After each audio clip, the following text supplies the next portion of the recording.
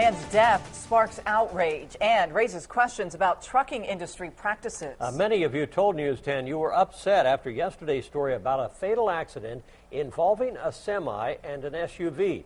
The semi driver, who police say caused this accident, has several OWI convictions and admitted using cocaine before that crash. News 10's Jessica Hayes finds out how this man was still on the road.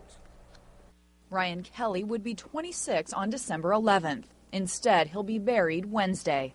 Less than 2 weeks ago, Kelly was stopped at the intersection of Fruit Ridge and Maple Avenues in Terre Haute. That's when a fuel tanker driven by Timothy Clark hit him from behind. Clark later admitted to police he had fallen asleep several times behind the wheel, and he had been up late the night before smoking crack cocaine. Kelly suffered major head trauma and died.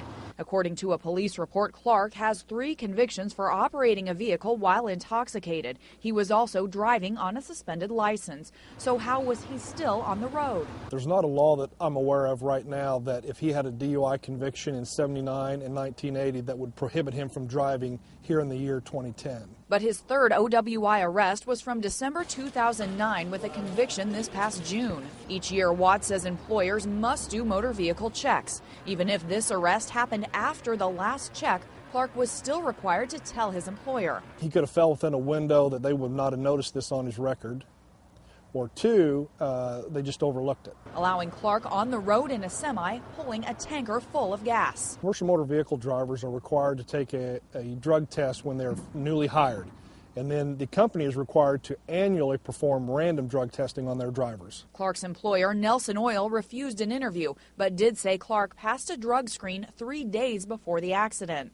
As attorneys on both sides review their cases, Kelly's family prepares to say goodbye. In Terre Haute with photojournalist Ryan Ward, Jessica Hayes, News 10. Nelson Oil said Clark no longer works for the company. Clark faces 6 felony charges and up to 20 years in prison. Funeral information for Ryan Kelly is posted on our website, WTHI-TV.com.